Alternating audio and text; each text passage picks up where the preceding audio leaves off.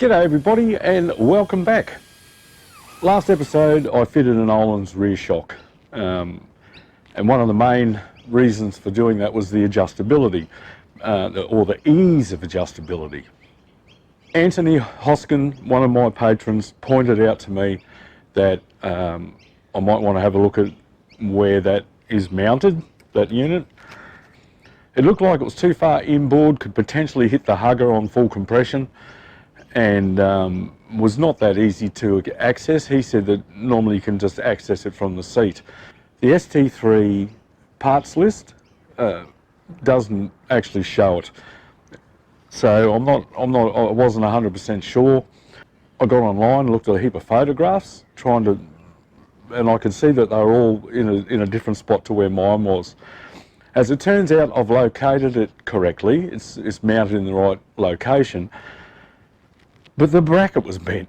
That's all it was. The bracket was bent. So I just straightened the bracket back out and remounted it. And as you can see, it's in a far better position, and that's the position that it's meant to be and was fitted that way from the factory. So I'm happy about that. Thanks, Ant. Good man. But the primary purpose of this video is to run through bleeding the air and refilling this chamber with oil, or the system with oil. So it's a hydraulic assembly. You screw a piston in this end and it drives another piston at the other end that compresses the spring on the shock absorber. I don't know what oil they use. I don't have an Ohlins manual. I don't have access to one. I've taken a punt and I'm going to try using just power steering fluid. I figure it'll be light enough that it won't be too heavy to use in the system for bleeding, etc. And yet it should still look after any seals, etc. that are in there. We have to ask the question, where did the oil go? And I don't know. I can't answer that. It'd just be speculation. I don't know the history of the unit, whether anyone's tried to pull the capillary tube or anything apart. I don't know. So I'm just going to go through the process, and when I say the process, this is my version of how I do it, I guess, and I've never done it before, so I'm just going to wing it, basically. Shouldn't be that difficult, I don't imagine, to get the air out and new oil in. So I'll set myself up here and we'll give it a crack. And then we'll monitor it, and if it leaks down the track, I may have to pull the whole assembly apart and put new seals in it. Who knows? But for now, let's just see if we can get it bled up and filled with oil.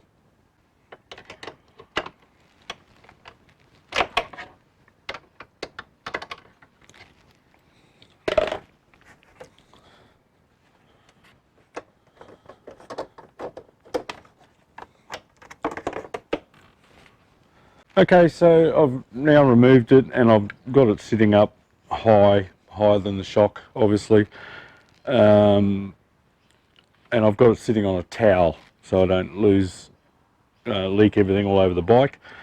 Essentially, this screw here is where the oil is filled.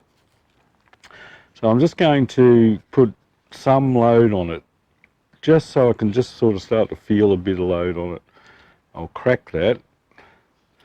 Now, I'm using a 3mm Allen key because all my torque bits are at work. It seems to have done okay though.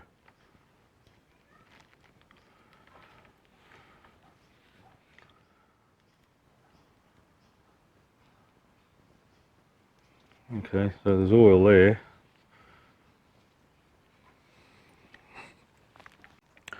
Well, I've got a syringe. It's actually a 2-stroke mixing thing, filled with power steering fluid.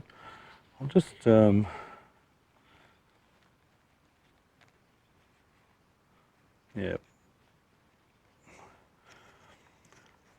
Well, I'm just going to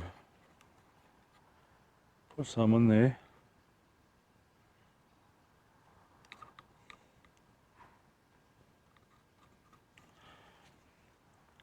and then wind it backwards.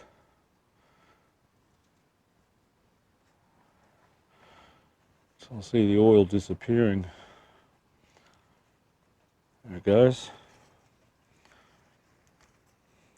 Put some more in.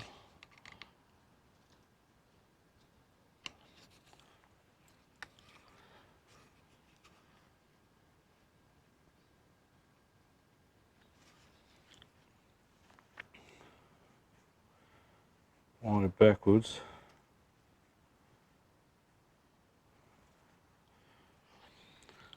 I'll just keep doing that. Oh, God, make a mess.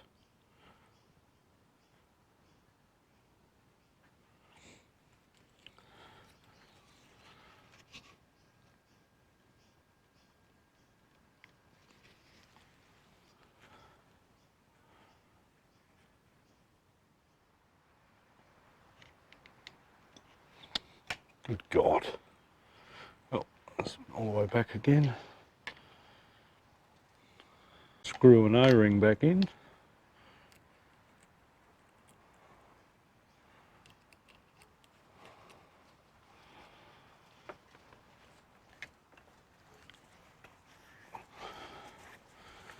Mop up the mess.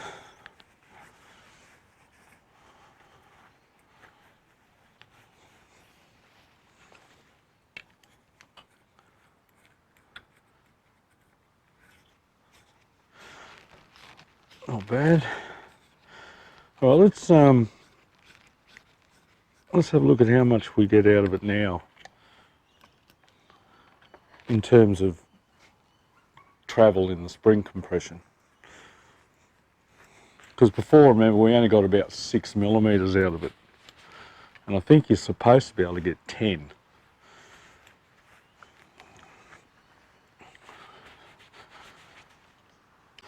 So we're looking for the gap here.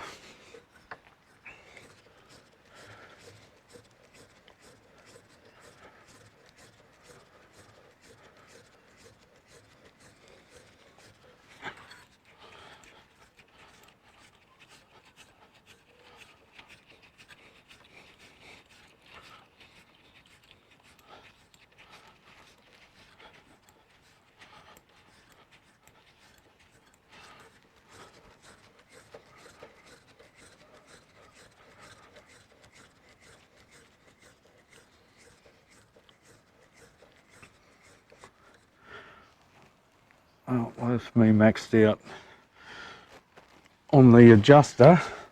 It's a bit hard to see. I don't think it's quite 10mm though. Just want it all the way back again. And I think there's still a little bit of air in it. Right, let's see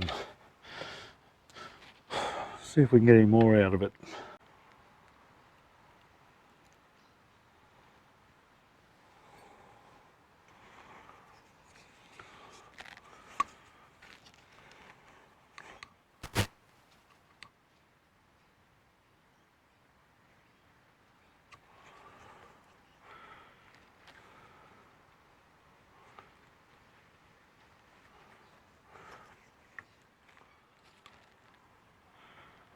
Oh well, once again, it's wound all the way back. Got a bit more in it.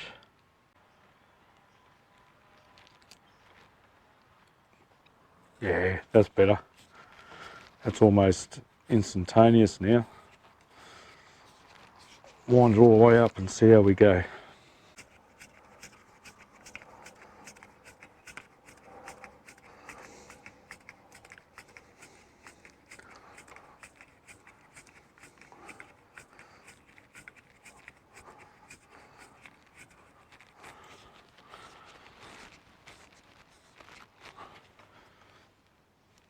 There we go.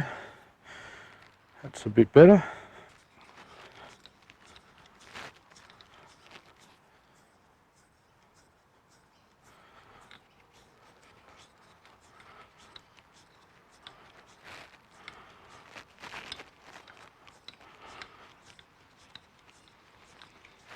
All right, that's that job taken care of. So thanks to Anthony, that's now sitting in the right position, and is accessible basically from sitting in the rider's position. You can lean down and adjust it. So that's really cool. So yeah, hey, it's always good getting little nice tidbits of information from the people who watch these videos to help others. Speaking of people who watch these videos, I've got another shout out. Right, so in 1996 in Australia, if you bought a 900 Super Sport, like mine, you got this jacket with the bike. This jacket was only issued with the bike in 1996. And one of the guys that watches this channel, Trent Steele, sent me this jacket on the proviso that it stays with the bike. Now, it's a bit big on me, but I love it. And yes, Trent, it will definitely stay with the bike. So I don't have any intentions on selling it.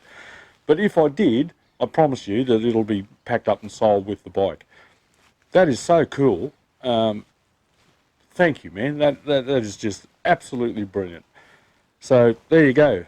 Anyone who's got a 900 Super Sport from 96, you should be jealous, because I've still got the original jacket that came not with that bike but with the 96 Super Sport. So technically with that bike. A few of you have been asking about basket case. Yeah, I've still got it. It's sitting here on the lift. If you remember, a little while ago, I dropped it off the lift. I broke the right-hand side bar end mirror, bent the brake lever, and there was something else that I did. The rear brake lever, the mirror. Oh, and when I managed to fill the sump full of petrol, so I had to do an oil change, swap the mirror, and remove and straighten out the brake lever. And I've done all that. It's ready to go. I'm just not ready to go and take it for a ride. But when I do, I promise you, it won't be too far away. And we'll fire the old girl up. She hasn't been on the road for quite a while. We'll fire the old girl up, and we'll go for a bit of a spin. But until then, thanks for watching. Don't forget to like, subscribe, and comment. And I will catch you next time on Andy's Motorcycle Obsessions. Bye for now.